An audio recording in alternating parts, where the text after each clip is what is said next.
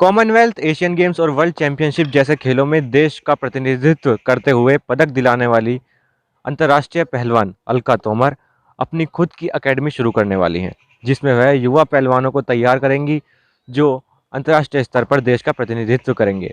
यह एकेडमी उनके खुद के गांव सिसोली में खोली जाएगी। आइए बात करते हैं अंतर्राष्ट्रीय पहलवान अलका तोमर से कि किस तरीके से वो इस एकेडमी का शुभारंभ करेंगी और खिलाड़ियों को अभ्यास कराएंगी और नए खिलाड़ी तैयार करेंगी। मैम, आप अपने गांव में एकेडमी तैयार करने जा रही हैं, किस तरीके से एकेडमी होगी, क्या फैसिलिटीज़ खिलाड़ियों को मिलेंगी, कुछ इस बारे में बताइए। बिल्कुल, मैं अलका तोमर अर्जुन अवार्डी रेसलर और इंटरनेशनल में भी काफ़ी 22 मेडल मैंने लिए हैं और देश की मैं पहली महिला रेसलर बनी जिसने वर्ल्ड चैम्पियनशिप में ब्रॉन्ज मेडल लिया।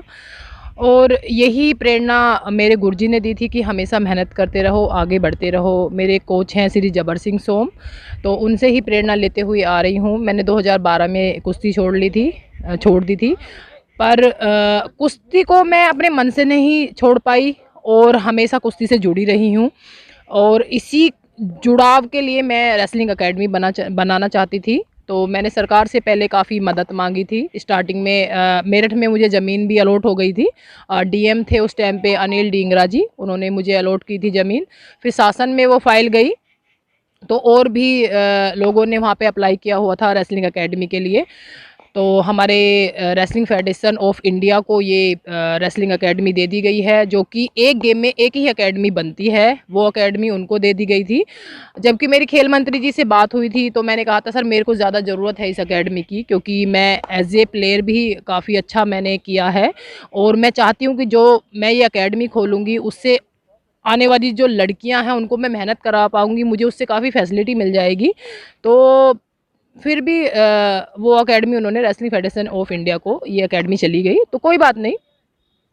मेरा जो है कि मुझे तो आगे बढ़ना है और मुझे आगे बढ़ाना है लड़कियों को। ग्राउंड लेवल से मैं भी जुड़ी हुई हूँ और ग्राउंड लेवल से ही लड़कियाँ आती हैं कुश्ती में, जो कि इसमें क्योंकि हमारा जो गेम है इसमें बहुत ज़्यादा मेहनत करनी पड़ती है हमें।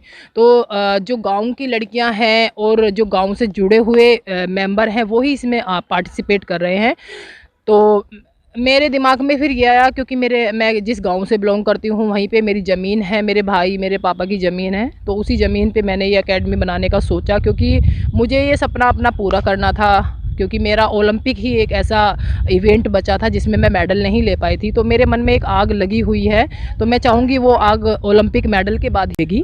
तो उसी के लिए एकेडमी तैयार कर रही हूँ। उसमें गांव से बच्चे आएंगे, उनको मेहनत कराऊंगी जिस तरह की मेहनत मैंने की है, और काफ़ी चीज़ें चेंज हुई हैं, टेक्निकल भी, टैक्टिस भी, तो उस तरह की मैं प्रैक्टिस कराऊंगी। और जिस तरह मैं कोचिंग कोर्स कर रही हूँ, मुझे काफ़ी सीख मिल रही है उनसे, रेसलिंग फेडरेशन ऑफ इंडिया के द्वारा इंटरनेशनल लेवल पे हमें कोचिंग कोर्स कराने को मिल रहे हैं और वहाँ से कोचेज़ आते हैं कि हाँ आपको ग्राउंड लेवल से कैसे प्रैक्टिस करानी है, क्योंकि एज ए प्लेयर और एज ए कोच का बहुत डिफरेंस हो जाता है, सिखाने में और सीखने में बहुत, मैं समझती हूँ बहुत फ़र्क होता है।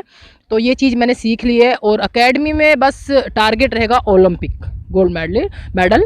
तो उसी तरह की हम तैयारियां कराएंगे और मैं चाहूँगी कि मेरे यहाँ से ज़्यादा मेडलिस्ट निकलें। आपकी ये एकेडमी कहाँ बनेगी और किस तरह से बनेगी, कुछ इस बारे में बताइए। जी, मेरा गांव है मेरठ से 10 किलोमीटर सिसोली गांव है, ये उसी में एकेडमी बनेगी। मेरे भाई की ज़मीन है ये, तो उसने ये ज़मीन मुझे दे दी है, मेरे नाम कर दी है, तो उसी पे मैं ये एकेडमी बनाऊंगी। और सिसोली गांव की पहले से भी लड़कियां आती रही हैं, मेरे बाद भी लड़कियां काफ़ी आई हैं, कम से कम 50 लड़कियां मेरे गांव से, गढ़ रोड से आई हैं और वो आज अपने पैरों पे स्टैंड कर रही हैं। कोई पुलिस में है, कोई रेलवे में है, कोई बीएसएफ में है, तो मेरे बाद ही ये लड़कियां आई हैं। मैं 98 में मैंने स्टार्ट की थी कुश्ती और 2012 में मैंने छोड़ दी थी। उस बीच में काफ़ी लड़कियां आई उधर की साइड से ही, तो ये माइंड में आया कि हाँ उधर से ही जब बच्चा आ रहा है तो उधर ही क्यों ना एकेडमी फिर बना दी जाए, जब सरकार से इतनी सुविधा नहीं मिल पा रही है।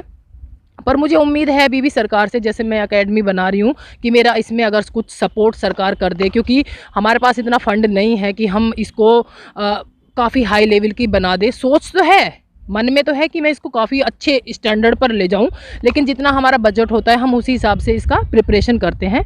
तो अभी अभी थोड़ा ही बजट है, तो उसी हिसाब से अकेडमी अभी शुरू होगी हमारी। अगर महिलाओं की और लड़कियों की बात करें तो खेलों में अक्सर पहले पुराने लोगों की सोचती थी कि लड़कियों के लिए ये फील्ड नहीं है।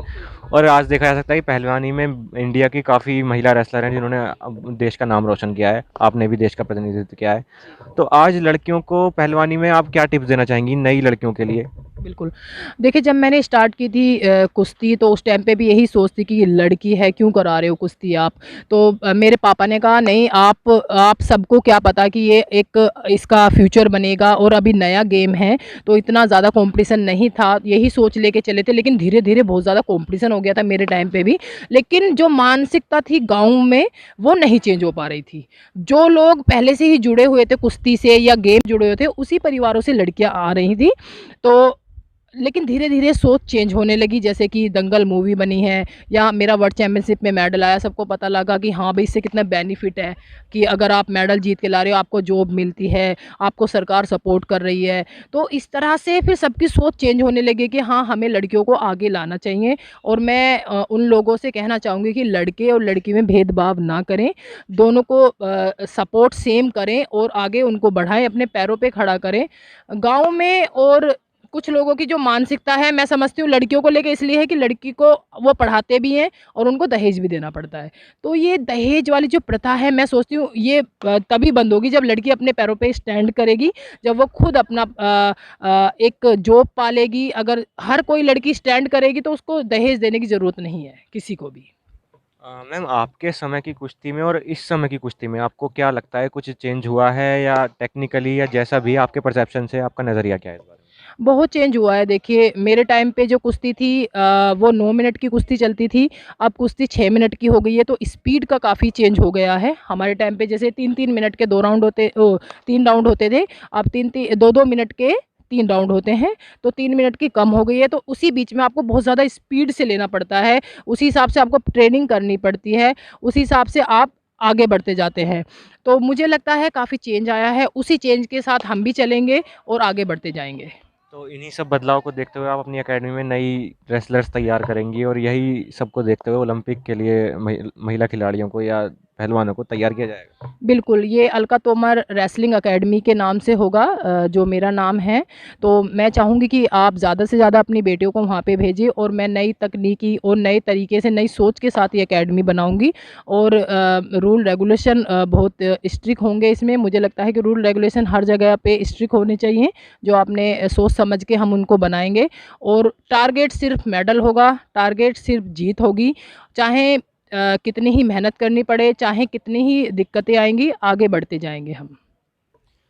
जल्द ही कॉमनवेल्थ गेम्स में पदक विजेता और Arjun awardee Alka Tomar wrestling academy खोलेंगी, जिसमें महिला खिलाड़ियों को अभ्यास कराया जाएगा। साथ ही ओलंपिक के लिए पहलवान तैयार किए जाएंगे। कैमरामैन किशन सूदन के साथ सागर कश्यप, जनवानी न्यूज़, मेरठ।